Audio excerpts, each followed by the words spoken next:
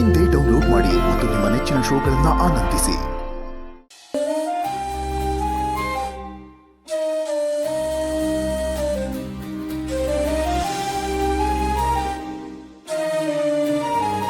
ನನಗೋಸ್ಕರ ನೀನು ಇಷ್ಟೆಲ್ಲ ರಿಸ್ಕ್ ತಗೋಬೇಕಾಯ್ತಾ ಸುಬ್ಬು? ನನ್ನ ಗಂಡ ನನ್ನನ್ನು ಕಾಪಾಡ್ಕೊಳ್ಳೋದಕ್ಕೆ ಈ ಥರ ಹೋರಾಡ್ದ ಅಂತ ನಾನು ಹೆಮ್ಮೆ ಪಡ್ಲು, ಅಥವಾ ನನ್ನಿಂದ ಇಂಥ ಕಷ್ಟದಲ್ಲಿ ಸಿಕ್ಕಾಕೊಂಡು ನೋವು ಪಟ್ಟ ಅಂತ ದುಃಖ ಪಡ್ಲು ಗೊತ್ತಾಗ್ತಾ ಇಲ್ಲ. ನಿನ್ನ ಮೇಲೆ ನನಗಿರೋ ಪ್ರೀತಿ ಪ್ರಾಣಕ್ಕಿಂತ ಹೆಚ್ಚು ಅಂತ ಅನ್ಕೊಂಡಿದ್ದೆ. ಆದ್ರೆ ನೀನು ನನ್ನನ್ನು ಕಾಪಾಡ್ಕೊಳ್ಳೋದಕ್ಕೆ ಪ್ರಾಣನೇ ಕೊಡೋಕೆ ತಯಾರಾಗಿದೆಯಾ ಅಂತ ನಾನು ಊಹೆನೂ ಮಾಡಿರ್ಲಿಲ್ಲ ಸುಬ್ಬು. ಇದ್ಬಿಡು ಸುಬ್ಬು, ಹೀಗೆ ನನ್ನ ಹೃದಯದಲ್ಲಿ ಶಾಶ್ವತವಾಗಿದ್ಬಿಡು. ನನ್ನ ಉಸಿರು ನಿಲ್ಲೋವರೆಗೂ ನಾನಿನ್ನ ಬಿಡಲ್ಲ ಸುಬ್ಬು.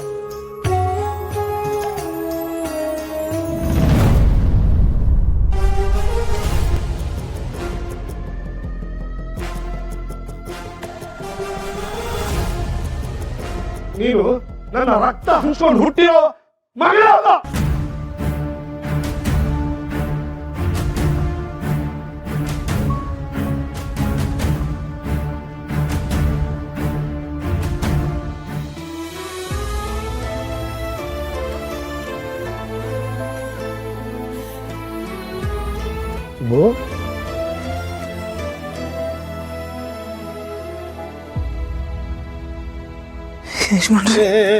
ಮಲ್ಕೋ ಪರವಾಗಿಲ್ಲ. ಇಲ್ಲ ಯಜಮಾನ್ರೆ, ನಿಮ್ಮ ಮುಂದೆ ನಾನು ಕಾಲು ಚಾಚ್ಕೊಂಡು ಮಲ್ಗೋದು ತಪ್ಪೇನಿಲ್ಲ ಕಣ, ಮಲ್ಕೊಳ. ಯಾಕೋ ಮನ್ಸ್ಕೊಂತಾರ ಆಗುತ್ತೆ ಯಜಮಾನ್ರೆ. ಸರಿನಪ್ಪ, ಬಾ ಕೂತ್ಕೋ.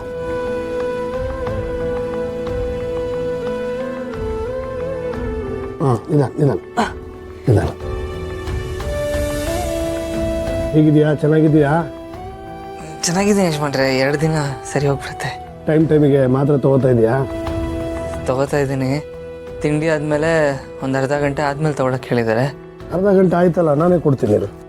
ಬೇಡ ಯಜಮಾನ್ರೆ, ನಾನು ನಿಮ್ಮ ಸೇವೆ ಮಾಡಬೇಕು. ನಿಮ್ಮ ಹತ್ರ ಇದೆಲ್ಲ ಮಾಡಿಸ್ಕೊಳ್ಳೋಕ್ಕೆ ನನಗೆ ಒಂಥರ ಆಗುತ್ತೆ. ನಾನು ಯಜಮಾನ ಆಗು ಬಂದಿಲ್ಲ, ನಿನ್ನ ಕೆಲಸಗಾರ ಅಂತಲೂ ನೋಡ್ತಾ ಇದ್ದೀನಿ. ನಾನು ದೊಡ್ಡ ಮನೇಲಿದ್ದಾಗ ದೊಡ್ಡ ಯಜಮಾನ್ರು ನನಗೊಂದು ಮಾತು ಹೇಳಿದ್ರು, ನೀನೀಗ ಈ ಮನೆ ಅಳಿಯ, ಮಾವನ ಜೊತೆ ಸಲಿಗೆಯಿಂದ ಇರೋದು ತಪ್ಪಲ್ಲ ಅಂತ. ನಾನೀಗ ನಿನಗೆ ಅದೇ ಮಾತನ್ನೇ ಹೇಳ್ತಾ ಇದ್ದೀನಿ.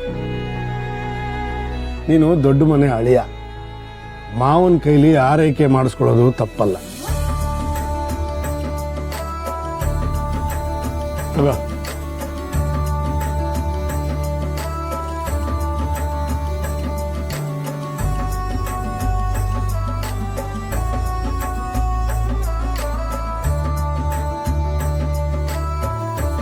ಇದೆಲ್ಲ ಯಾಕಾಯ್ತು, ಯಾರು ಮಾಡಿದ್ದಾರೆ ಅನ್ನೋ ಇನ್ವೆಸ್ಟಿಗೇಷನ್ ನಡೀತಾ ಇದೆ.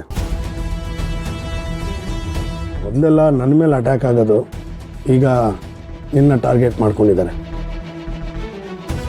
ಹಾಗಂತ ಈ ವಿಷಯನ ನ್ಯೂಸ್ಗೆ, ಮೀಡಿಯಾಗೆ ಕೊಡೋದಿಲ್ಲ, ನಾನೇ ವಿಚಾರಣೆ ನಡೆಸ್ತೀನಿ. ಯಾಕೋ ಪೊಲೀಸ್ನವರು ಸೀರಿಯಸ್ ಆಗಿ ಇನ್ವೆಸ್ಟಿಗೇಟ್ ಮಾಡ್ತಾ ಇಲ್ಲ. ನನಗೆ ಗೊತ್ತು, ಇದು ಹೊರಗ್ನವ್ರ ಕೆಲಸ ಅಲ್ಲ, ನಮ್ಮ ಪಕ್ಷದಲ್ಲೇ ಏನೋ ನಡೀತಾ ಇದೆ. ಇರಲಿ, ನನ್ನ ರಾಜಕೀಯ ಕಾರಣಕ್ಕೆ ನನ್ನ ಪ್ರೀತಿಸೋರ್ಗೆ ಏನೂ ಆಗಬಾರ್ದು.